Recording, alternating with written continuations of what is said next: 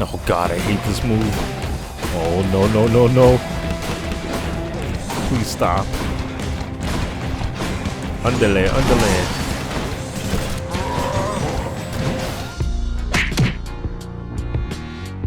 I knew that this was a lot of people's favorite game of last year, but damn, 4th highest rated on Steam?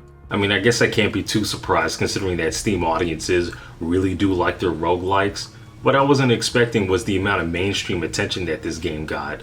We're talking about an indie game, a roguelike nonetheless, receiving the same awards and nominations as blockbusters such as The Last of Us and Final Fantasy. When the fuck does that ever happen? Usually outlets like this give games like this some rinky-dink obscure award like, oh, best game with hand-drawn hairstyles or some shit like that. I'm glad that a game like this is receiving the attention it deserves though. After playing Supergiant's other games, I can definitely see why this is the one that's put them on the map. For one, there's an air of coolness about this one that their other games don't have. Not to say that their other games aren't quality, but I wouldn't describe any of their other games as badass. This is some badass shit. I mean, just look at how fast-paced and frantic this gameplay is in comparison to something like Transistor or Pyre. The folks at Supergiant Games themselves have described their games as reactions to their previous games, and that's never been more apparent than with this game. Unlike Pyre, where folks didn't know what the heck to make of it prior to release, we knew that this game was going to be some good shit since it was released in early access a year prior. But anyway, for those that haven't heard about this game, you're probably wondering what it's about. Well, you play as Zagreus, son of Hades who's trying to escape the underworld. Why is he trying to escape? Well, it's first implied that he's trying to reach Mount Olympus to live with the other gods, but the actual reason is much more personal, which gets into spoilers. For now, just know that Pops isn't too happy about him leaving and puts a bunch of peoples and obstacles in his way to stop him. Luckily for Zag, he's aided not only by the Olympian gods who send him special abilities, but also various underworld residents who want to see him succeed in his quest. Big one, huh?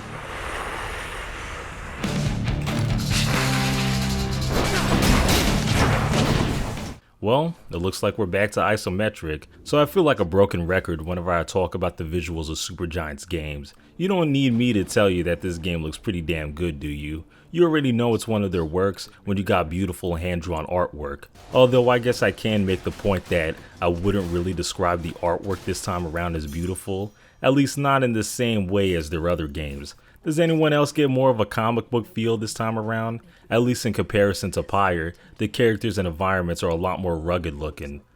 I'm not an artist myself, so forgive me if I sound like a dumbass describing this stuff. All I'm saying is that it's not as clean cut and polished. It makes sense though, I mean, this game does take place in hell. The amount of detail is definitely not lost though, let me tell you. Practically every chamber you traverse in this game has a lot going on. Something you won't notice at first, since the combat demands so much of your attention, but when you actually stop and look around, you're like, yeah, there was a lot of work put into this. It's actually hard to believe that some of this is randomly generated. The thing that reminds me of comic books the most though, are all the character designs. All the dudes are muscle bound, and all the women look very regal. I mean, it makes sense considering Greek mythology. They are supposed to be physically perfect specimens after all. It also probably plays into the memes of this game being a bisexual's paradise since all the characters are attractive, except for Orpheus who looks like he does meth. Not the most original designs or interpretations of the Greek gods, except for maybe Athena literally being black, but they work, they're charming. I think what also plays to the attractiveness of every character is the voice acting. Let me tell you, the voice acting in this game is... Logan Cunningham is still carrying the weight as Hades and a bunch of other characters, but we actually got a whole cast this time voicing different characters. And not that weird foreign language shit that Pyre had, but lines actually being read out loud. Lovely. Finally. You know what I like about you? The way you bleed.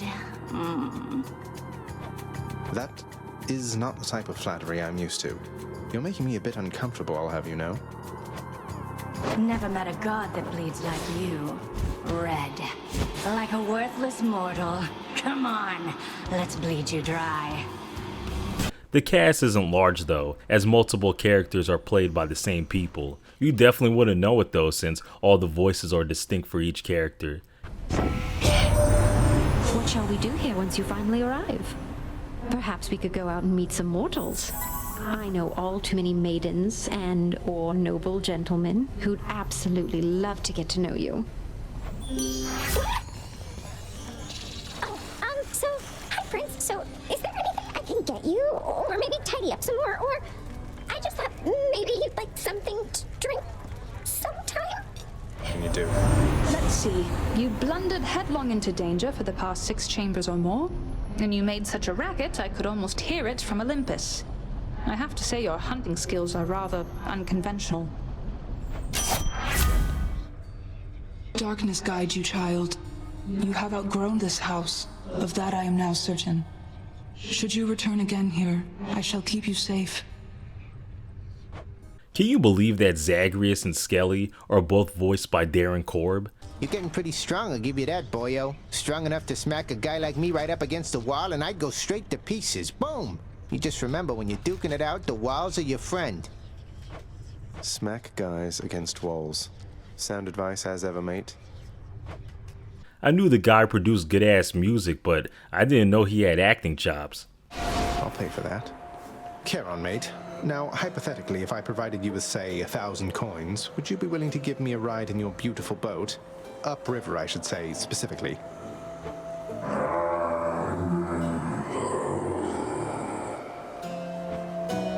I had to ask. Speaking of which, the music this time around is a lot more rockin' than in the previous games. No more folky stuff. We're talking straight badass guitar riffs.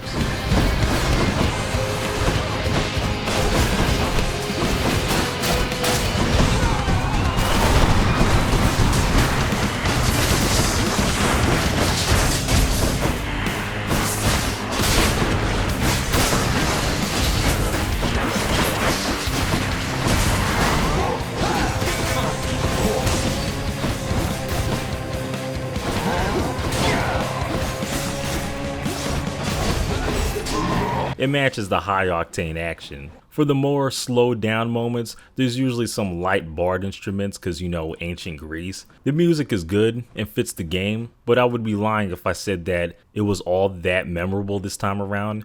Usually for Supergiant games, the music does a lot of the emotional heavy lifting, but for this game, it's a lot more complimentary of what the player is doing. No grand duets, not too many poignant ballads this time around. The music is definitely more video gamey, which is not a bad thing, just nothing too noteworthy.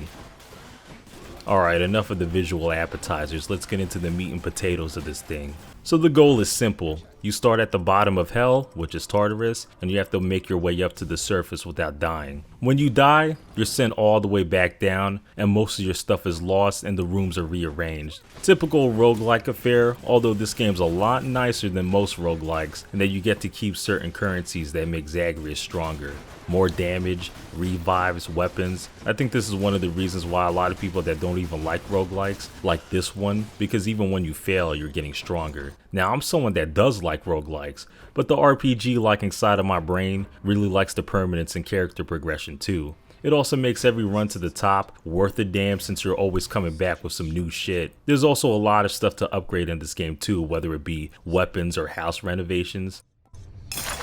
This looks to be an excellent investment, contractor. Go on and make it so. Of all the things, you think that takes priority. But I'm getting a little too ahead of myself. How's the combat?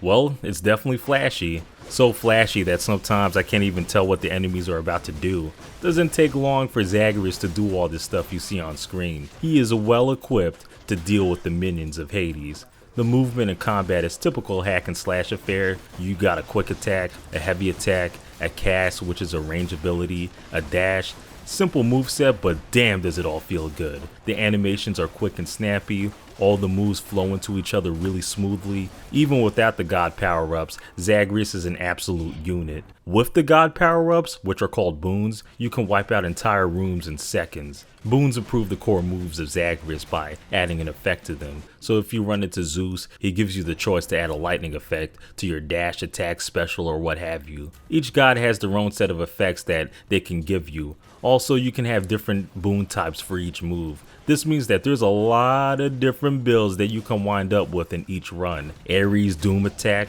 with Poseidon's Special, why not?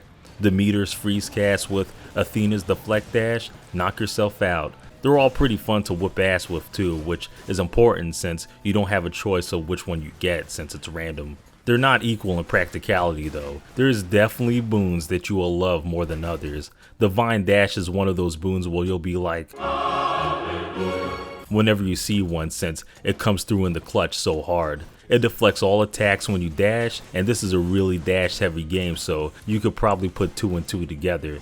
Never found much use out of Aphrodite's weak effect boons. I'm sure they're useful for somebody out there though. Point is, there's a lot of different ways that you can lay the smackdown on enemies, and that's not even getting into all the different weapons that Zagreus slowly unlocks throughout the game. Feeling like this sword is too generic? Well, become the Underworld Captain America and use a shield.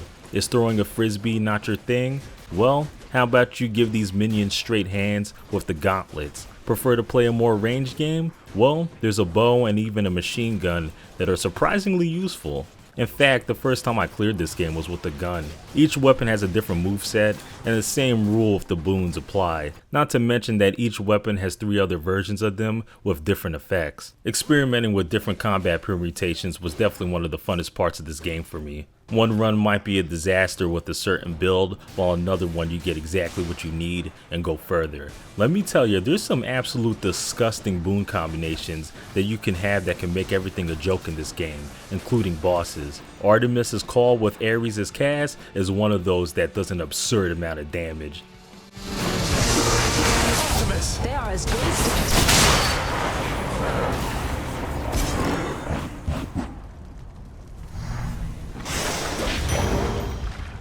The constant decision making you have to do after each battle also makes things more engaging, so you're almost always given a choice on 2 to 3 rooms to go into after a battle, and even shown the rewards of each of these rooms too. You constantly have to weigh out decisions like, okay, do I want this god's boon or should I get more cash? Do I need more of these keys for unlocks or should I go to Charon's shop to see what he has?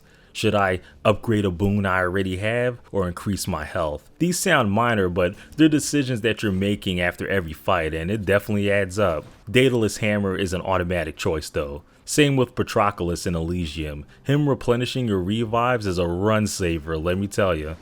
Although Hades is a pretty forgiving game in its genre, it's still a pretty challenging game in its own right. A lot of enemies and traps are deceptively quick, and if you're not constantly moving, you can get jumped pretty quickly. There's some rooms throughout this game where I had to dash so much it felt like my thumbs were gonna fall off. There's no healing items either, which means that all the damage you take is permanent unless you're blessed by the RNG gods and run into a fountain. Let me tell you, man, I thought I was hot shit when I beat Megara after only 2 tries. Got humbled real quick in Asphodel by those damn witches. Also, these 2 assholes caught me off guard when I finally reached Elysium, a 2-on-1 fight. What the fuck? Zagreus himself even points out the unfairness of it. These 2. So, the Fiend returns to challenge us again, Asterius, despite having experienced such a thorough thrashing by us last time. You know full well that wasn't a fair fight. Face me yourself and we'll see how you fare. Silence, you monster. I'll hear no more such wicked lies, half-truths, or quarter-truths. You, however, soon shall hear my blessed spear. Specifically, the sound it makes whilst sliding into your exposed midsection. Defend yourself! They ain't shit to me now though. I now beat them reliably every run. The bosses in this game are generally like that. There'll be walls against your progress until you mentally download their moveset and dodge reliably. Video game 101 stuff. They are pretty fun though, a nice spike in difficulty after every region that really tests your dashing. I also like that this game switches some of them to different harder versions the more you progress. I was pretty damn surprised when I had to fight Meg's sisters in her place. Stuff like this makes reruns to the top not as repetitive. What's crazy is that the actual length to the top isn't very long. It only takes like 40 minutes to get through every region. The only reason it takes most people 20 hours to beat it is due to all the deaths and retries, yours truly being no exception. The thing is, dying never really stung. Actually, I take that back, dying to Theseus stung because fuck that douchebag. But no, generally speaking, this is one of those games where I found myself constantly saying, "Aight, one more time." Next thing you know, hours have passed by, and I've said that about 8 times already. Chipping away to the top is just addicting, man. The combat is super satisfying, the randomness of the skills and routes keeps things fresh, the plot always moving forward in between deaths. Oh yeah, we still have a story and characters to talk about, don't we?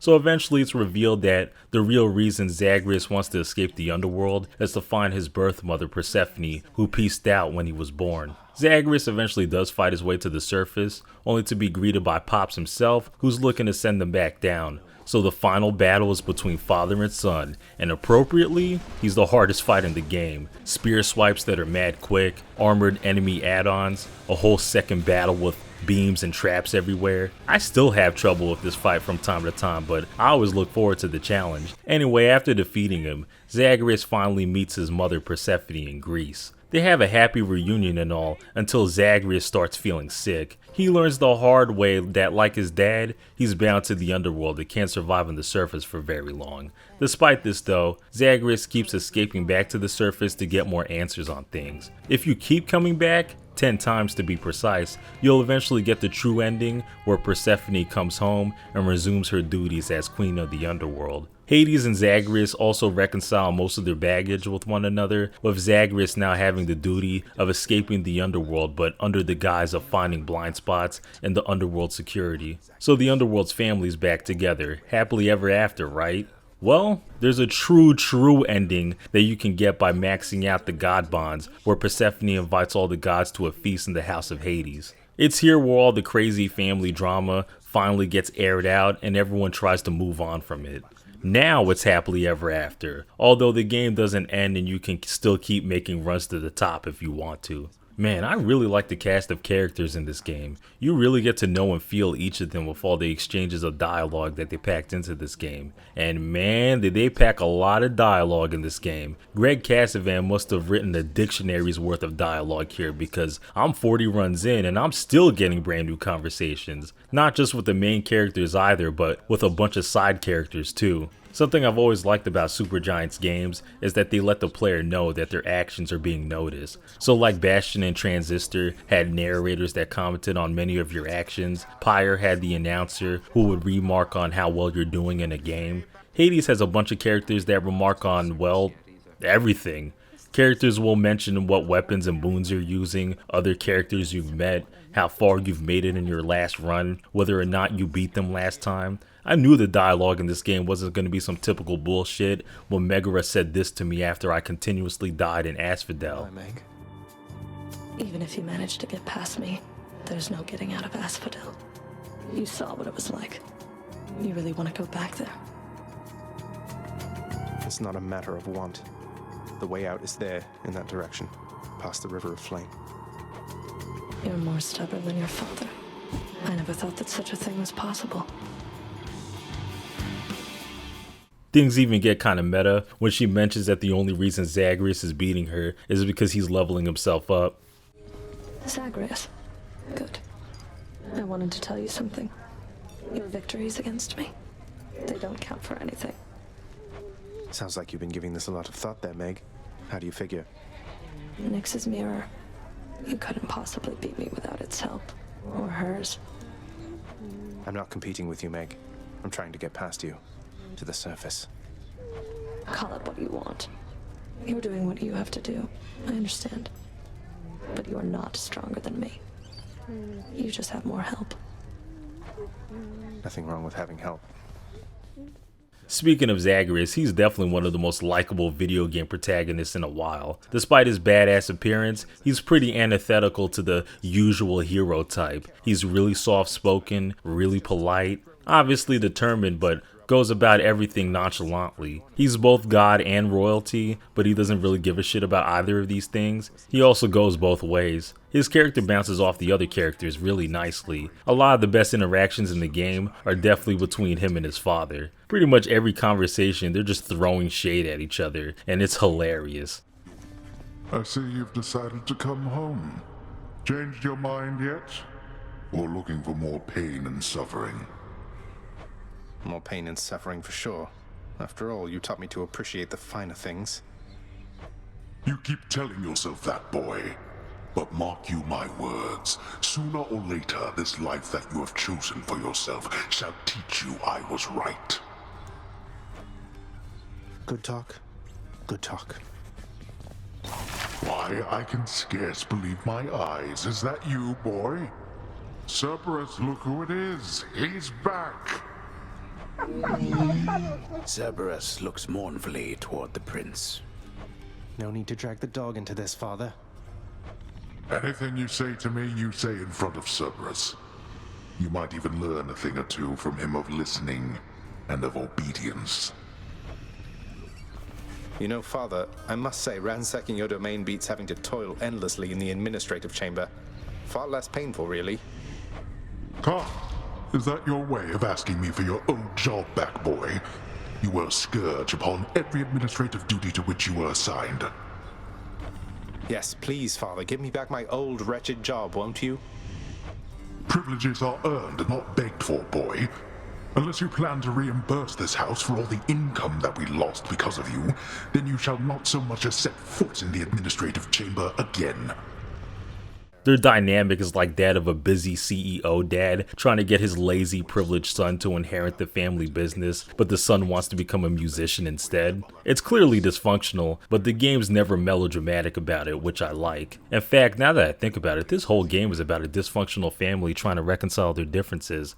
Anyway, to end off the story points, it's just crazy how much detail and care that they put into this game's world. Story beats that happen well past your first successful run, side characters with long subplots, forming bonds with characters by giving them Sunny D. Play other roguelikes and you'll notice that they don't go nearly this far in establishing their characters and story. It's very much a genre that focuses on tight gameplay mechanics, which there's nothing wrong with, but Hades has both, so yeah. So yeah, that's Hades. Had more to say about this game than I thought, but I guess that's what happens when a game does so many things well. Yeah, I'm definitely going to be coming back to this one in the future. It's one of those games that just oozes replay value. I said in the last video that Pyre was my favorite Supergiant game. Yeah, no, this is their best game. I highly recommend it to those that are into action games and those that are looking to get into roguelikes. Anyway, that's all I gotta say about this one. Finally out of the Supergiant arc so I can finally start reviewing other stuff. Until next time.